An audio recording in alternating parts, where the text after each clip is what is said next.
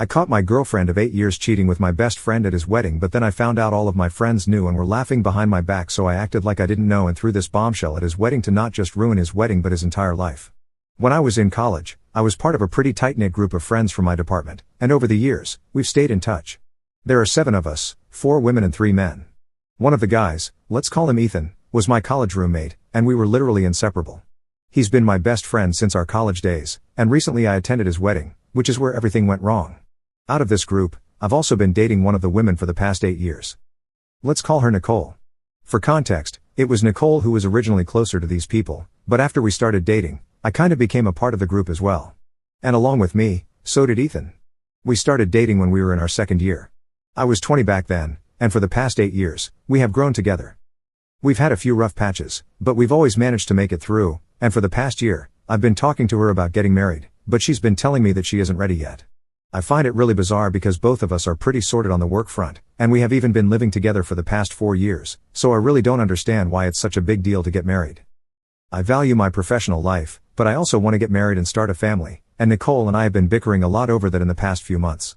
She thinks that I'm rushing it, which doesn't even make sense because we've literally been together for 8 years, and she's also been claiming that I need to focus more on my work, which also doesn't make sense because I make more money than anyone else I know and have been running my dad's office supplies company for the past 2 years. Lots of men do extremely well career-wise while being married with kids, and I'm ready to do it. So I really didn't think that she had a point, and I knew that she was just refusing to get married because she didn't want to commit to me in spite of being with me for 8 years. And I was very upset about that. So we have been fighting about this quite frequently for the past few months, but even then, we haven't broken up in spite of the problems we had been having in our relationship. Given her behavior, it didn't even occur to me that she might have been cheating on me because she had been completely normal otherwise. Either she would apologize to me, or I would, but at the end of the day, I thought that we would always find our way back to each other. But I don't think that's the case anymore because at Ethan's wedding, I realized that she had probably been cheating on me for God knows how long, and the cherry on top was that she had been cheating on me with my best friend and the groom himself. I found out about it just a couple of days ago when I saw them for myself making out in the parking lot in my car, of all places they could have picked.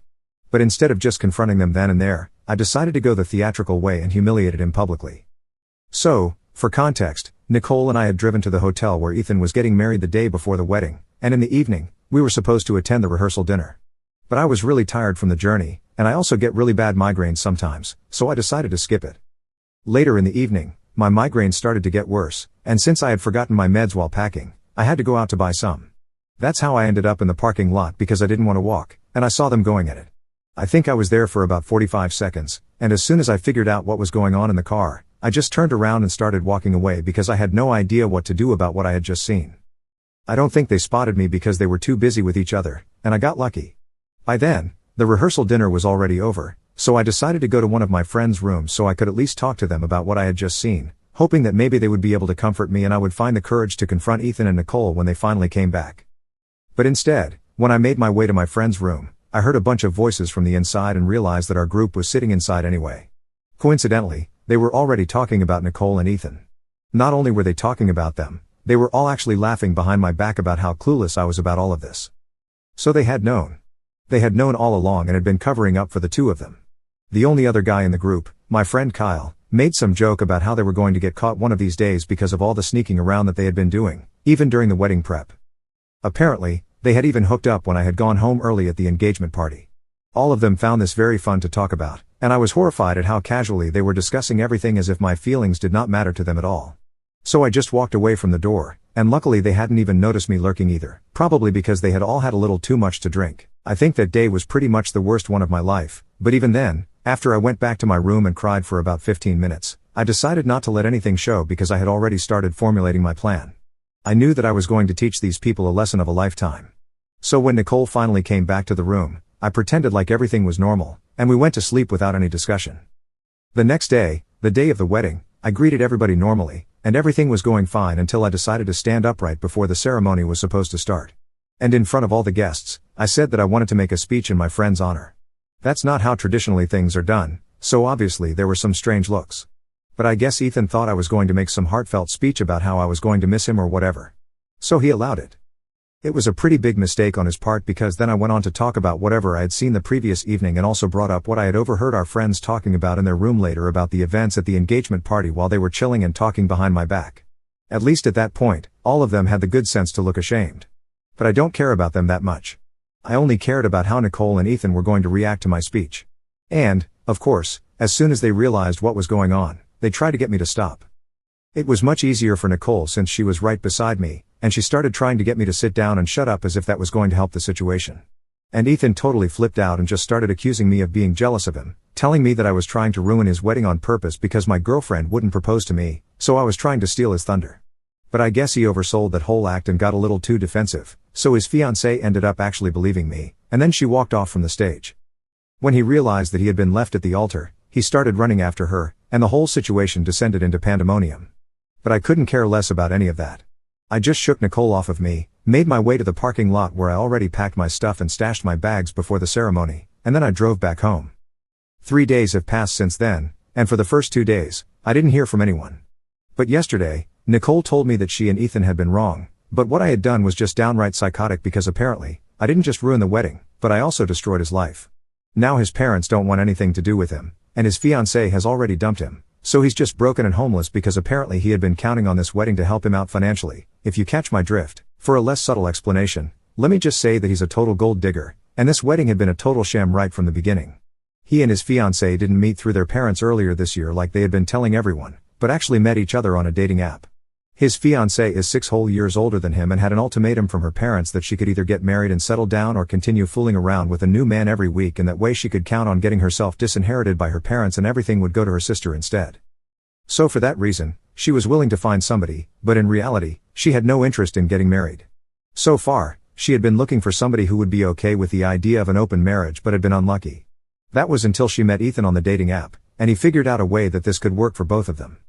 He wasn't too keen on the idea of getting married either, but he had been unemployed for about a year and had tried his hand at a bunch of stuff, but he just couldn't find anything to keep himself interested for more than 2 to 3 months. All he really wanted was to marry someone rich and be done with it. And lucky for him, his fiancée's family was pretty rich. I guess you guys can understand where I'm going with this. After a couple of dates, they realized that this would be the best way to solve both of their problems. And for a while, everything was sorted. But then I made that speech exposing him at the wedding and, of course, since their parents had no idea about their personal arrangement, his fiancée had to leave because there was no way that her parents were going to approve of her marrying a man like that, especially after his friend had humiliated the entire family in front of so many people. So even if their arrangement had been convenient, it wasn't going to work anymore, and they had to call the whole thing off. He had been staying with his fiancée for the past couple of months and hadn't been doing anything productive since he had even quit the last sales job that he had. And now, after the whole fiasco wedding, even his parents won't take him back in.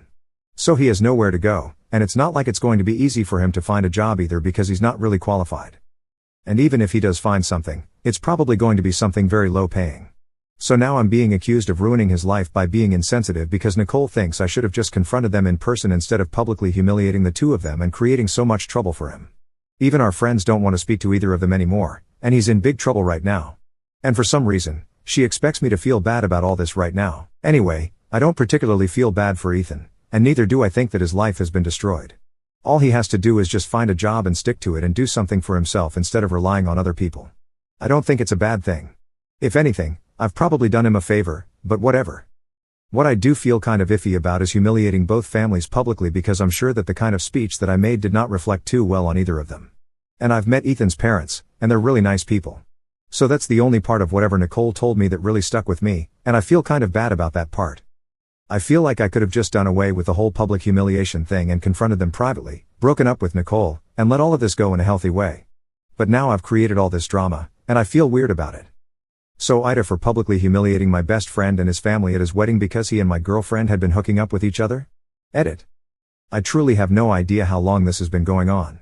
The only information I have is whatever I overheard when I was lurking outside the room where my friends were talking about this whole thing. They were mostly just making jokes and saying stupid stuff about the situation. And the only thing of note that they said was that thing about the engagement party. I had left early because, again, I had a migraine and it's not surprising. It usually does happen if I spend too long in a really loud environment. It's just a thing that I have, and I've seen a lot of doctors about it, and I'm on meds for it, but I do need a lot of rest, so I do have to go home early quite often. And since a lot of our friends are usually there, I've never thought that it would be fair to ask Nicole to come back home with me, so she comes back later. Until recently, I never had a reason to be suspicious of how late she would come back home. But now I'm beginning to think that this whole thing had probably been going on for a long time, and I just had no idea. It's fine, though. It's over now, and they can keep hooking up to their heart's content. Although I don't think that Nicole is the kind of woman that Ethan would genuinely want to spend the rest of his life with because, for starters, she's not even as rich as he wants his women to be. And if they end up together, she's definitely going to expect him to work because she's not fine with being the primary breadwinner since that's a lot of pressure for her. Her words, not mine, and I used to think that it was quite an admirable quality, but I don't think Ethan will feel the same way. And then I don't think Nicole is going to be able to tolerate him because he's a much bigger drama king than me. Anyway, that's their problem now. Update 1. Hi. It's been 2 days since I posted, and I haven't replied to Nicole's message about whatever happened with Ethan. I'm not sorry. I don't have to feel bad about anything because I was upset about something. I reacted in a harsh way, and that's it. If that reflects badly on other people, that's hardly my problem. It must have hurt his parents, but honestly, I can't say that I'm too sorry about that because even though they were good people, Ethan was obviously not a good person, and he totally deserved what I did. And I'm not in the mood to apologize to anyone, not even his parents. So I'm staying out of it for now. I did text Nicole back though, but that was only to tell her that she needs to come by soon and collect all her things so she can get the heck out of here. Obviously, now that we are no longer together, I don't want her staying in my house anymore. And I really couldn't stand the sight of all her things just lying about, so I gathered all of it, packed it into some boxes, and I have kept it aside. So when she does come by, she can just grab those boxes and get out, and we don't end up wasting any time. She is the only person I haven't blocked yet because I need to know when she's going to come by. After that's done, I'm gonna block her as well. But the rest of my friends have already been blocked and, of course, Ethan was the first one that I blocked. Now that some time has passed since the incident, all the emotions have started to hit me, and I've been feeling really upset about everything. I wasn't just betrayed by one person. I was betrayed by my girlfriend, my best friend, and all these people who I thought were my family since that's just how close our group was. Naturally, I've been very emotional about that, but, thankfully, my biological family has been by my side and they have been very supportive. They've been dropping by for the past couple of days to take care of me and, more importantly, make sure that I'm taking care of myself. I'm really grateful for that because at least I have some people who are looking out for me. Update 2. Hi. So today, almost 9 days after the incident, Nicole texted me in the morning and told me that she would be coming by in the evening to collect her things. I was fine with that, and since she hadn't made any attempts to contact me in the past 9 days, I had assumed that when she showed up, she would probably just take her things and leave. But instead, when she came by and I started handing over the boxes to her, she told me that she wanted to look through the house in case I had missed anything. I was a bit skeptical about that because for that I would have to let her in, and it sounded like it was going to be a tedious process, but then again I couldn't refuse because I might have missed something and I wanted to finish this task in one go itself. So I allowed her to come in. She looked through the house and took a few more things that I had missed, and I thought that was going to be it, that she would just take those things, put them in boxes, and leave. But instead, she started loitering in the living room holding those things, and it was getting really awkward, so I had to ask her if she was going to leave or not. And then she told me that she really wanted to talk to me and she had hoped that this time around I would be more open to addressing the problem since quite some time had passed. It was quite infuriating because she was speaking to me as if several years had passed since the incident when in reality it hadn't even been 2 weeks. Also, I don't feel like I had to address any problems with her. She cheated on me with my best friend who was about to get married, and that was it. They were the problems, not me.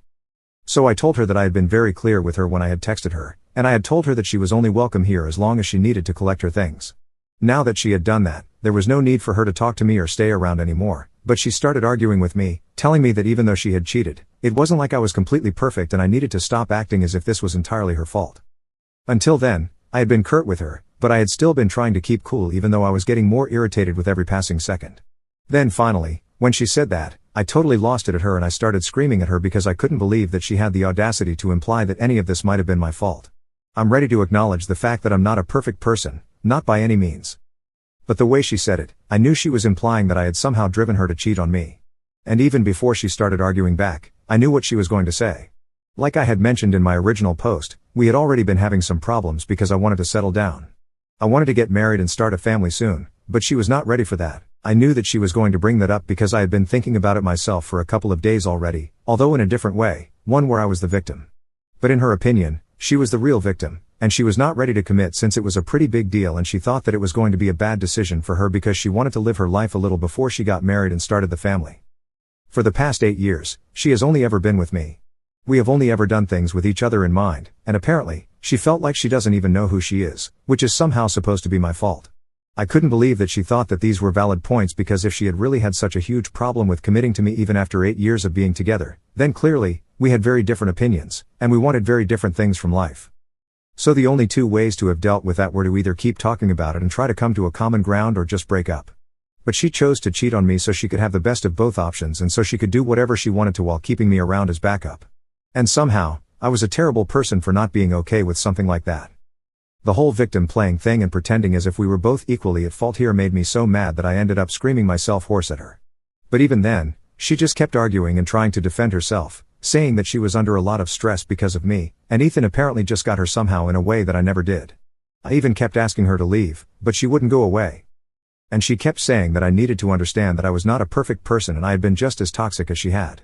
I would have called the cops on her, but unfortunately, I was so worked up that it didn't even occur to me. But anyway, after a while, I was so totally done with the conversation that I went to the door, opened it, and just stood beside it silently while she still kept trying to defend herself. It took her several minutes to get the hint, and it was really difficult for me not to say anything while she was coming up with nonsensical arguments to defend herself. But I just stayed silent and stood beside the open door, waiting for her to get out. Finally, she did go, but even then she told me that I could pretend to be a saint all I wanted to, but deep down, both of us knew that it took two people to ruin this relationship. And I totally agree. It did take two people. It took her and Ethan, but I didn't say that.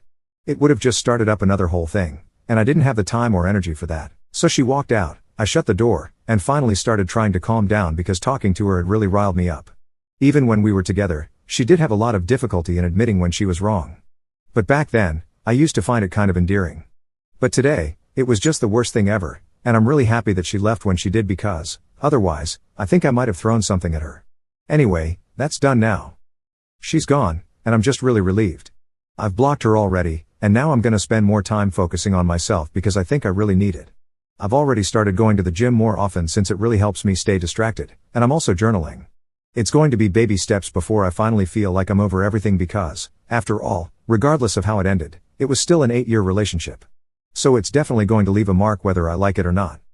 All I can keep trying to do is make sure that this mark doesn't bother me too much, I guess. Update 3. Hi.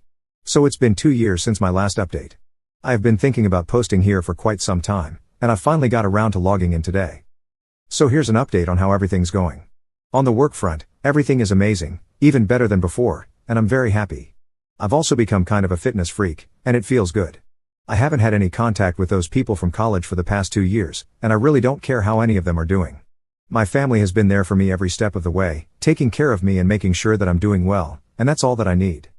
I have very few friends now, just a couple of folks from school and some coworkers, but at least they are good people who genuinely care about me. And for the past few weeks, I've also been seeing someone. Dating had been completely off the table for me in the past year or so because I was still dealing with the trauma of my last relationship. But then one of my friends introduced me to her cousin at her birthday party, and she's really sweet, really kind, and I don't know why. I just felt really drawn to her right from the first time that we met.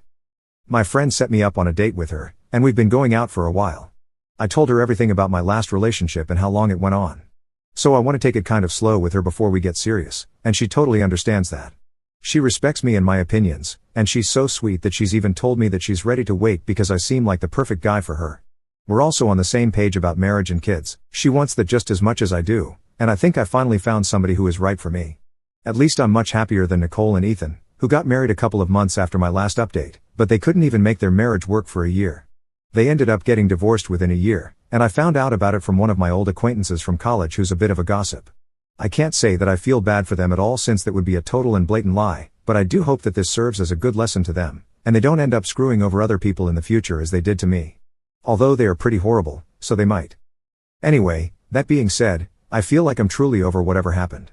And, yeah, I'm happy.